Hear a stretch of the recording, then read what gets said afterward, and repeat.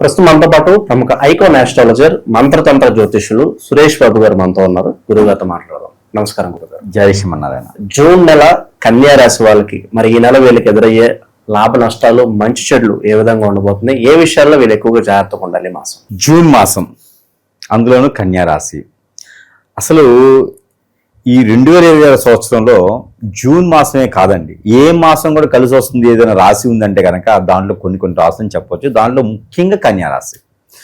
కొంతమంది అనుకోవచ్చు, ఏముందిలే గురువుగా చెప్తుంటారు మాకు అన్ని కలిసి రావాలని. కలిసి రాదు. ఎట్లా అంటే మనము ఓవరాల్గా రాశి గురించి మాట్లాడుతుంటాం. రాశిలో ప్రతి ఒక్కరు రావాలని లేదు. దాంట్లో వారి యొక్క పరిసర అరస్కోప్ ఉంటుంది, వ్యక్తిగత జాతకం, వారు పుట్టినప్పుడు గోచారం, వారు చేసేటువంటి కర్మలు, వారికి వచ్చిన పితృదోషాలు, దశలు, వారు పుట్టగానే ఏదైనా శాంతులు ఉంటే చేయించుకున్నారా లేదా, ఇవన్నీ కూడా కలగలిపి ఉంటాయి. ఇవన్నీ సరిగా ఉన్నాయండి అయినా కలిసి రావట్లే అంటే నువ్వు చేసే మంచి పనులకి ఎవడైనా దండెత్తేసి నీ మీద చెడు క్రియలు చేయించవచ్చు. మనిషి జీవితంలో ఎదగకుండా ఉన్నాడు అంటే దానికి కారణం ఎన్నో కోణాలు ఉంటాయి. అన్ని కోణాల్లో మనం గ్రహించుకోవాలి. ఇక నాకు జలుబు చేసింది కదా అంటే ఎందుకు జలుబు చేసింది అనుకునే కానీ టాబ్లెట్ వేసుకుంటే చూసారా, ఆ రకంగా ఉంటారు మన ప్రేక్షకులు. కాబట్టి ఎవరైనా జాతకంలో కలిసి రాలేదంటే గురువు చెప్పడం ద్వారానో చెప్పకపోవడం ద్వారానో కాదు, ఆ వారి యొక్క వ్యక్తిగత జాతకం లేదా వారి యొక్క ముఖం కనిపిస్తే వారి మీద ఏదైనా చెడు క్రియ జరిగిందా, ఇలా ఎన్నో రకాలు ఉంటాయి, లేదా ఏదైనా అఫైర్స్ ఉన్నాయా, అలాంటివి మనం గ్రహించుకోవాలి. ఇకపోతే జూన్ మాసం, ఈ జూన్ మాసంలో ముఖ్యంగా కన్యా రాశి.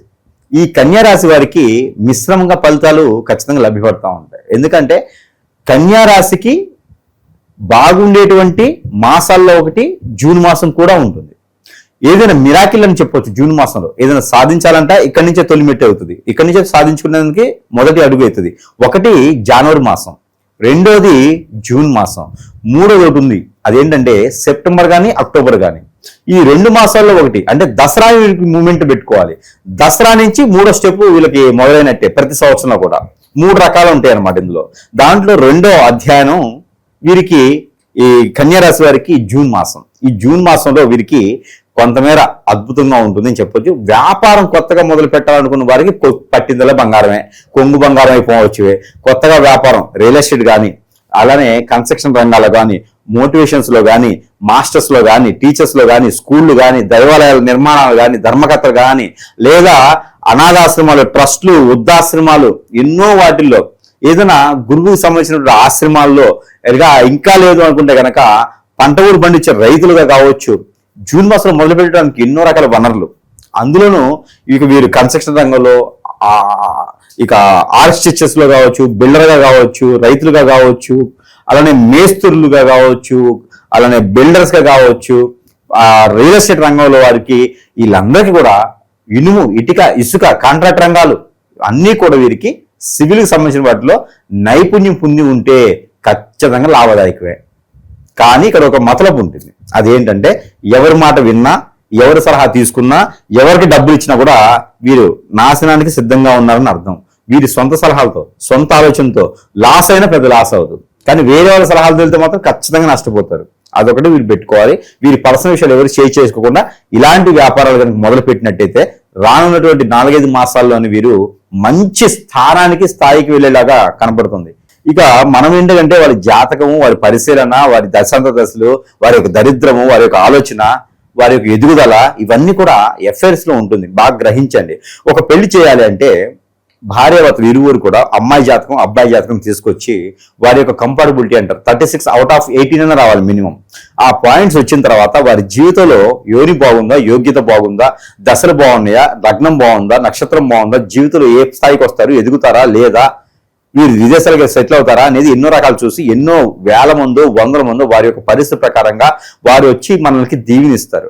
అంతమంది దీవెనలో కానీ భార్యాభర్తల బంధం ఏర్పడుతుంది. స్వర్గంలో నిర్ణయిస్తారు. భార్యాభర్తల పెళ్లిళ్ళు భూలోకాలు కాదు, స్వర్గంలో నిర్ణయిస్తారు. 7 తరాల పాటు ఉంటాయి అంటారు. మన జీవితంలో జరిగేది అదే కదా, ఉంటాయి అంటారు.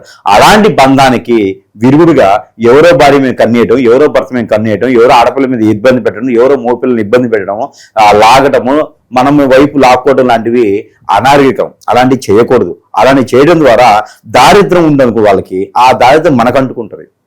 మన జాతకం బాగుంది కానీ ఇప్పుడు మురికాల పట్ట పక్కన కూర్చొని పంచామృతం పెట్టి తింటారా అండి? తినలేరు. కాబట్టి దానికి ఒక పద్ధతి, దానికి ఒక సమయము, దానికి ఒక నియమము, దానికి ఒక నిష్ఠ, ఒక గౌరవము, ఒక ఎన్నో రకాలైనటువంటి సానుకూలం ఉండేది.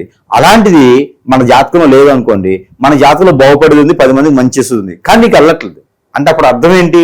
ఏదో తప్పు చేస్తున్నాం, మనకు తెలియకుండా తెలుసు, మనల్ని ఎవరు ఏదో ఇబ్బంది పెడుతున్నారు. ఇవన్నీ కూడా జాతకంలో ఉండవు. ఇవన్నీ గ్రహించకుండా గురువు గారికి ఏంటి ఏదని చెప్తారు, నాకైతే జరగట్లేదు అంటారు. నీకు జరగట్లేదు అంటే కారణం ఏంటి అంటే నువ్వేదో చేస్తున్నావు కాబట్టి నీకు జరగట్లా. మరో విషయం, జీవితంలో కన్యారాశి వారు మందు మాంసం పట్టుకోకూడదు. కన్యారాశి వారు డ్రింక్ తాగకూడదు. డ్రింక్ అంటే కూల్ డ్రింకే కదండి, థమ్సప్ అని తాగుతారు, అట్లా కాదు. డ్రింక్ అంటే మందుకి బానిస అవ్వకూడదు. అలా మందుకి బానిస అయినా, డ్రగ్స్కి బానిస అయినా వారి జీవితంలో ఎదగడానికి కానీ, ఎదగడానికి చేసే వనరులు కూడా దేనికి పనికిరావు. బొగ్గులో పోసిన పన్నీర్ లాగానే ఉంటది ఇక. కాబట్టి ఇలాంటి ఏదైనా ఉన్నాయి అనుకోండి, జీవితంలో ఎదగలేరు. చెప్పిన గురువు గారిని అంటే తప్పు లేదు, అంతే కదా, వాళ్ళని అంటారు మాటే కదా. కాబట్టి ఇది ఒకటి. రెండో విషయము, వీరు విదేశీయానం, ముఖ్యంగా ఎన్నో సంవత్సరాలుగా ఎదురు చూసేటువంటి దగ్గర కంట్రీకి వెళ్ళాలి అనేటువంటి సానుకూల పడేటువంటి దానికి విదేశీయానం అయితే కనుక కన్యారాశి వారికి ఎందుకో గట్టి కలిసి వస్తుంది అనిపిస్తుంది ఈసారి. ఎందుకంటే గ్రహాలన్నీ కూడా సానుకూలంగా ఉన్నాయి. గురువు మారున్నాడు, గురువు 11వ స్థానంలో వచ్చాడు. 11వ స్థానంలో గురువు శుక్రుడు ఉన్నారంటే వీరికి పట్టిందల్లా బంగారమే. ఎప్పటి నుంచి ఎదురు చూస్తున్నవారు. కొంచెం కష్టం ఉంటది, కష్టాన్ని తగ్గ ప్రతిఫలం కూడా ఖచ్చితంగా లభ్యపడుతూ ఉంది. అదే రెండోది రాజకీయ రంగం, వీరికి సినీ రంగం, ఈ 2 రంగాలు వీరికి అద్భుతంగా రాణించేదానికి అవకాశాలు కనిపిస్తున్నాయి. ఎవరైనా సరే ఇట్టే అడుగులు వేయొచ్చు. అందులో గల్లీ నుంచి ఢిల్లీ వరకు వెళ్ళేటువంటి స్థానం వీరు సంపాదించుకునే దానికి అవకాశాలు ఉన్నాయి. కాబట్టి కొత్త పార్టీ కూడా పెట్టుకోవచ్చు వీరు. మరీ టీఆర్ఎస్ బీఆర్ఎస్ కాకుండా కొత్త పార్టీలు కూడా వీళ్ళు పెట్టుకుంటే చాలా అద్భుతంగా వీరికి ముందుకెళ్ళేదానికి ఉంటుంది. కొత్త నినాదం కూడా వీరికి కనిపిస్తోంది. 10 మంది కాదు, ఎన్నో వేల మంది వీరి వెనక నడుస్తారు వీరి సలహాలతో. కాబట్టి అలాంటి వాటికి ముందుకు వెళ్ళొచ్చు. ఇక కన్యా రాశి వారికి అద్భుతంగా ఒక విశేషణ ఏంటంటే కనుక, పెళ్లి కానటువంటి వారు ఇప్పుడు వరకు ఉన్నారు అంటే కనుక 2026 సంవత్సరంలో అద్భుతంగా కలిసి రాబోతుంది. పెళ్లి కూడా అవుతుంది, ఇది మాత్రం రాసి పెట్టుకోవచ్చు. కానీ లవ్ సక్సెస్ అవ్వదు, అది మాత్రం మర్చిపోవడమే. ఏంటి గురువు గారు ఎందుకు చెప్పారు, బాగుంది, మరి లవ్ ఎందుకు సక్సెస్ అవ్వదు అంటే, లవ్ అవ్వదు, వీరి జాతకంలో లవ్ ఉండదు. మొండిగా మూర్ఖంగా లవ్ చేసి పెళ్లి చేస్తున్నారంటే వారి జీవితం ఇంకా బొగ్గుపాలు ఉగ్గిపాలు రుగ్గిపాలు అవుతుంది. ఇక అది జీవితం ముందుకెళ్ళేదానికి ఉండదు. కొట్లాట్లు గొడవలు అన్నీ ఉంటాయి. పెళ్లికి ముందు అట్రాక్షన్ ఉంటుంది, పెళ్లికి తర్వాత బంధం ఉంటుంది. కన్యారాశి వాళ్ళకి బంధం ఉంటుంది, కన్యారాశి వాళ్ళకి బాధ్యత ఉంటుంది. కానీ ఆపోజిట్ పర్సన్కి ఉండాలిగా. పోనీ వాళ్ళు ఏమన్నా మిథున రాశి వారా, మీన రాశి వారా, కుంభరాశి వారా, సింహరాశి వారా అయితే ఓకే, అడ్జస్ట్ అయిపోయి వెళ్ళిపోతుంటారు. వృశ్చిక రాశి వారా, లేకపోతే ఇక్కడ మనకి ధనుసు రాశి వారా అంటే కొట్టుకున్న తిట్టుకున్న సంసారం పోతుంది. ఈ 2 కాకుండా వేరే రాశులు ఉన్నాయి అనుకోండి, అట్రాక్షన్ మాత్రమే ఉంటుంది, లవ్ ఉండదు. లవ్ ఉన్న పెళ్లి దాకా వెళ్ళదు, పెళ్లి అయినా నిలబడదు. కాబట్టి లవ్ మ్యారేజ్ వీళ్ళకి సక్సెస్ అవ్వదు. లవ్ అయిన తర్వాత ఒకటి పెళ్లి అవుతుంది, పెళ్లి అయిన తర్వాత భార్య భర్తలు దూరం అవుతారు. కన్యా రాశి వారు కాబట్టి అర్థం చేసుకుంటారు, దూరం చేరు వాళ్ళు. ఆపోజిట్ పర్సన్ ఒకవేళ తప్పులు చేసి ఒప్పులు చేసి చేసినా కూడా కన్యా రాశి వారు మాక్సిమం దూరం చేయరు. వాళ్ళు అన్ని రకాలుగా అన్ని జనరేషన్స్ కూడా JU కాదు JY కూడా వాళ్ళు అర్థం చేసుకొని, జనరేషన్ JU నడుస్తుంది, JY కూడా ఉంది. నెక్స్ట్ జనరేషన్ వాళ్ళకి ముందుగానే అర్థం చేసుకొని వాళ్ళు అన్ని రకాల సానుకూలు ఉంటుంది. ముందు జనరేషన్ ఎలా ఉండేది, తర్వాత జనరేషన్ ఏంటి, వారు తగ్గట్టుగా వీరు మడుచుకుంటారు. కాబట్టి కన్యా రాశి వారి వల్ల ఎప్పుడూ తప్పు జరగదు. ఆ తప్పు సరిదిద్దుకునే విధంగా అస్సలు ఉండదు. ఏదైనా సరే ఓపెన్ గా ఉంటారు, వాళ్ళు చాలా చాకచక్యంగా ఉంటారు, ముందడుగు వేస్తూ ఉంటారు, అందరికి సహాయం చేస్తూ ఉంటారు. వాళ్ళు సంపాదించుకుని వాళ్ళు నిలబెట్టుకోలేరు. ఎంతో మంచి వ్యక్తులుగా రాణింపు చేస్తారు. ఎంతో మందికి లోక కళ్యాణార్థం కోసం చేసేటువంటి వ్యక్తుల్లో చాలా మందిలో ఒకళ్ళగా కనిపిస్తుంటారు కన్యా రాశి వారు. ఎన్నో కోట్ల మందిలో ఒకళ్ళే ఉంటారు కన్యా రాశి వారు. ఎందుకంటే మంచి చేసే వాళ్ళు తక్కువ మంది ఉంటారు కదా, దాంట్లో కన్యా రాశి వాళ్ళే కనిపిస్తుంటారు. అలాంటి కన్యా రాశి వారికి జూన్ మాసంలో భార్యాభర్తల మధ్యన వెడబాటు, విడిపోవటం ఇలాంటివి ఏమైనా వస్తే కూడా వీరు కూడా అక్కడ వాళ్ళ దగ్గరికి వెళ్ళి మాట్లాడితే కనుక సానుకూల పడేటువంటి వాతావరణం లభ్యపడుతూ ఉంది. ఆ తర్వాత భార్య భర్తలో దగ్గరికి వచ్చేసి అన్యోన్యమైనటువంటి జీవితం ఉంటుంది. వీరు విడిపోయేదానికి కానీ, సుఖపడిపోవడం ఉండడానికి కానీ, జీవితంలో ముందుకు రాకపోవడానికి కానీ ఒక కారణం ఉంటుంది, ఎఫ్ఐఆర్, అక్రమ సంబంధాలు. అందరూ అనుకుంటారు ప్రభుత్వాలు జీవో ఇచ్చినాయంటే గురువు గారు జీవో ఇవ్వట్లేదని. జీవో ఇవ్వడానికి ప్రభుత్వాలకు ఏమైతుంది, ఏదైనా చెప్తారు వాళ్ళకి. అలాగే జూన్ నెల అడ్మిషన్స్ టైం స్కూల్స్ కి, సో వాళ్ళకి ఏమైనా చెప్తారు గురుగారు ఏదన్నా? ఉంటుందండి. పిల్లలకైతే అడ్మిషన్స్ బాగానే దొరుకుతాయి, యూనివర్సిటీలో సీట్లు దొరుకుతాయి, విదేశాల్లో సీట్లు దొరుకుతాయి. అన్నింటిలో ఉన్న కన్యా రాశి వారు ఉన్నారంటే వారికి అద్భుతంగా ఉంటుంది. ప్రతి ఒక్క కన్ను వారి మీదే ఉంటది. దీనికన్నా ఇంకా ఏముండే కావాలి, ప్రతి కన్ను కన్యా రాశి వారి మీదే ఉంటది. కాబట్టి నరదిష్టి, నరఘోష చాలా ఎక్కువగా అనిపిస్తాయి. ప్రతి వారంలో ఒకసారి అయినా సరే కొంచెం ఖర్చే కానీ పెట్టుకోవాలి. ఇంట్లో వారందరూ కూడా తలా ఇంతని వేసుకునే సరే వీళ్ళకి కన్యారాశి వాళ్ళకి ఖచ్చితంగా దిష్టి తీయాలండి, లేకపోతే చాలా కష్టం. ఆ దిష్టి ఏంటంటే కొంచెం ఖర్చుతో కూడింది, కొంచెం తప్పదు. మరి ఇక గుమ్మడికాయ ఒకటి తెచ్చుకోవాలి, మంచి గుమ్మడికాయ తెచ్చుకొని అద్దం ముందు నిలబడి తనకి తానే కర్పూరం బిళ్ళ పెట్టుకొని దిష్టి తీసుకొని అది పగలగొట్టకుండా ఎక్కడైనా తీసుకొని పాలేడు నీటిలో కానీ పొదలని చెట్లు కానీ వెళ్ళి, ఇది కన్యారాశి వారికి ప్రత్యేకమైనటువంటి పరిహారం. ఇది కన్యారాశి వారు ప్రత్యేకంగా పరిహారం అందరూ చేసుకోవాలి. స్త్రీ పురుషులు పిల్లలు అందరూ కూడా చేసుకోవచ్చు, పిల్లలకైతే పెద్దవాళ్ళు తీయొచ్చు. ఇది చేసుకోవాలి. దీని ద్వారా నరదశ నరకోశపోతుంది. ఎందుకంటే జూన్ మాసంలో కన్యారాశిలో పడి ఏచేయడం కళ్ళు చాలా ఉన్నాయి.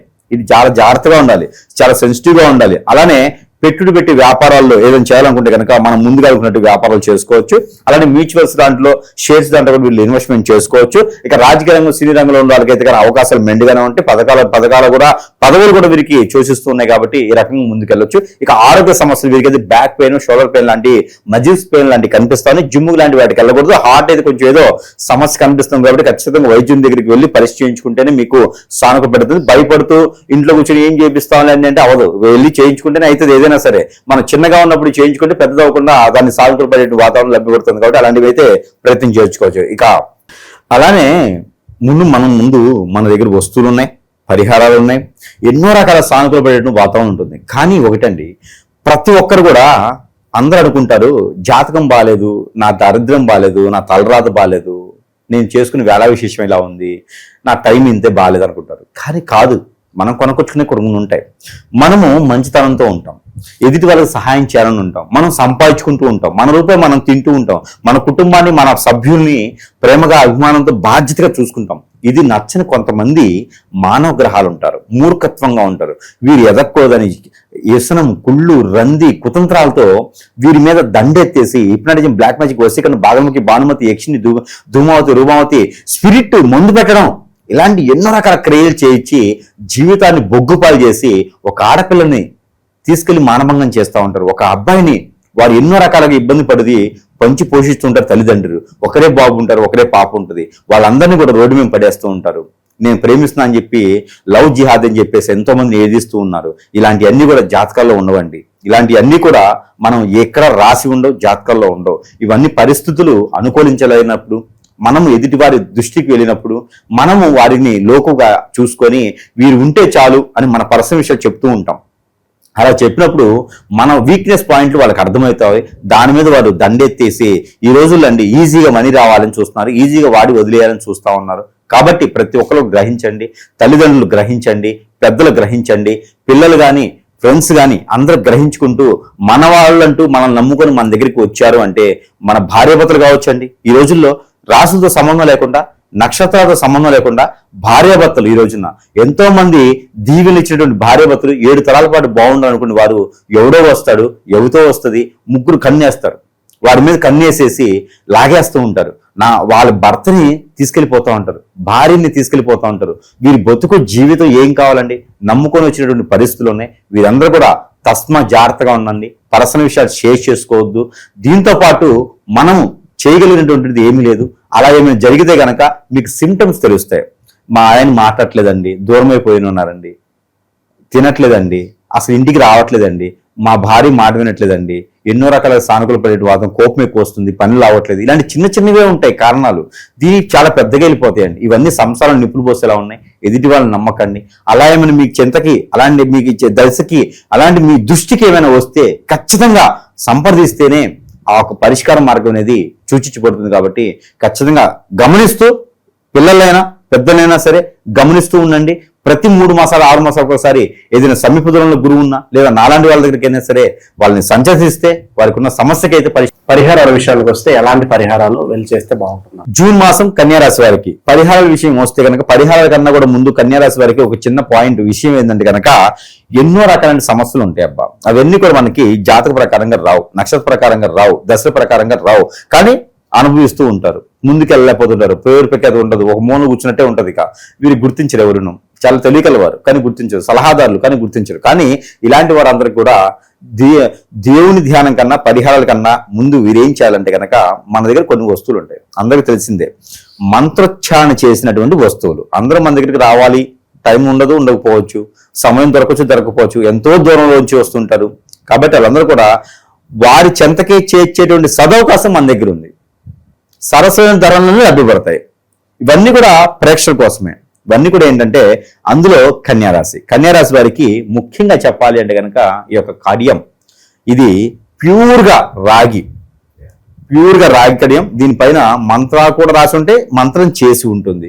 ఈ రాగి కడియం మనం ధరించుకున్నామంటే కనుక కొంతమేరైతే ఉపశమనం పొందినట్టే. ఎందుకంటే ఇది రాహుతో సమానం, ఇది కుజుడితో సమానం. కుజురాహులు ఇద్దరు కూడా మన సానుకూలంగా ఉన్నారు. ఇందులో మంత్రం ఉంటుంది, గురువుకు సంబంధించిన మంత్రము. ఇంకేం కావాలి చెప్పండి? సానుకూల పడుతుంది, అనుకూల పనులు ముందుకెళ్తా ఉంటాయి. ఈ కడియము ఒరిజినల్ మళ్ళీ అందులోను.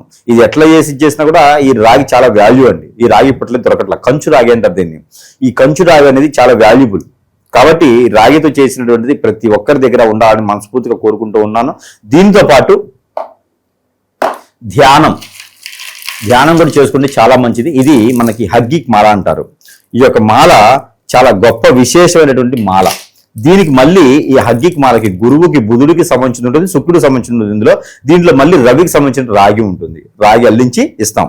ఈ యొక్క హగ్గిక్ మాల అనేది చాలా అరుదుగా లభ్యపడుతూ ఉంటుంది. ఈ యొక్క హగ్గిక్ మాల ప్రతి ఒక్కరి ఇంట్లో ఉండాలి. ధ్యానం చేసుకోవచ్చు, జపం చేసుకోవచ్చు, కంఠధారణ చేసుకోవచ్చు, మెల్ల కూడా వేసుకోవచ్చు. ఇది ఎలాంటి పరిస్థితుల్లో కూడా మనకి గ్రహాలని సానుకూలపడితే మన మీద చెడు దృష్టితో ఉన్నవారు నరఘోష ఆర్థికపరంగా ఆరోగ్యపరకంగా అన్ని రకాల సానుకూలపడేందుకు ఈ యొక్క హగ్గిక్ మాల అనేది ప్రతి ఒక్కరు కూడా ధరింపజేసుకోవచ్చు. స్త్రీలు, పురుషులు, పిల్లలు అందరూ వేసుకోవచ్చు ఈ యొక్క హగ్గిక్ మాల. ఎవరికైనా కావాలంటే సంప్రదించవచ్చు. మంత్రం చేసే ఉంటుంది ఇది కూడా. ఇలానే మన దగ్గర సమస్యకు తగ్గటువంటి పరిష్కారం చూపించేటువంటి మార్గంలో ఎన్నో రకాల వస్తువులని కావాలంటే సంప్రదించవచ్చు, లేదా మనల్ని సంచరించవచ్చు. అలానే వీరికి దేవుని అనుగ్రహం కావాలి.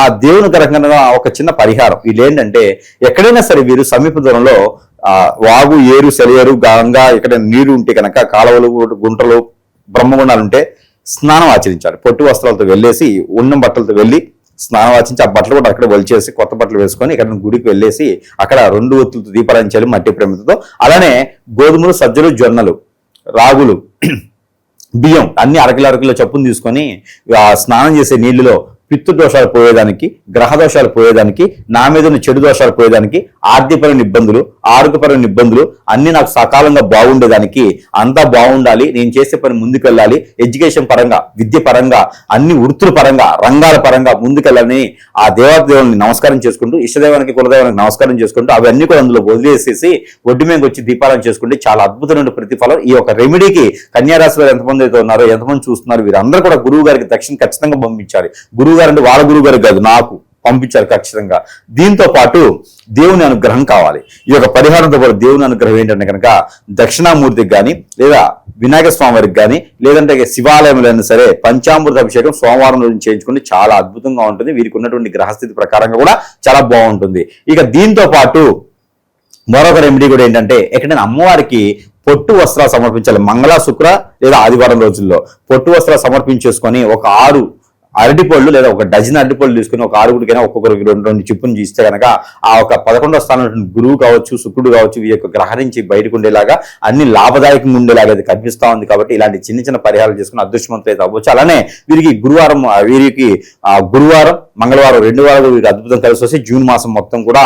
దాంతో పాటు వీరికి కలిసి వచ్చే నెంబర్ కూడా వచ్చేసి 8, 4, 5 ఈ 3 నెంబర్ కూడా వీరికి అద్భుతంగా కలిసి వస్తే వీరికి black and white and green, parrot green, orange colour, 5 colour కూడా వీరికి అద్భుతం కలిసి వస్తాయి. కాబట్టి ఇలాంటి చిన్న చిన్న పరిహారాలు చేసుకొని పూర్తి అదృష్టవంతులు కాకుండా మిశ్రమ ఫలితాలతో పొందేలాగైతే కనిపిస్తోంది. కాబట్టి ఈ రకంగా పరిహారం చేసుకుని అదృష్టవంతులు అవ్వచ్చు. మంచి విశ్లేషణ అందించారు. ధన్యవాదాలు.